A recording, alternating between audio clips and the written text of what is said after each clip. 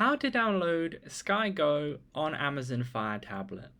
First of all, you'll need to click on the App Store, so click the Amazon Apps icon on the home page of your Amazon Fire Tablet. Once you're on the App Store, click the top right hand corner where you see the little magnifying glass icon. Then you can go ahead and type in SkyGo. Then if you see the logo, just go ahead and click on it, or you can search and then you can click Get on this page, or you can click Get on the SkyGo page. Then in the middle of the screen it should pop up saying like free app, and then it should see a green download button. You want to click on the green download button, then dependent on your Fire Tablet speed it should either take a few seconds or a few minutes to fully download. Then you can click open on this page, or you can go to the home page of your Amazon Fire Tablet, then click on the SkyGo app.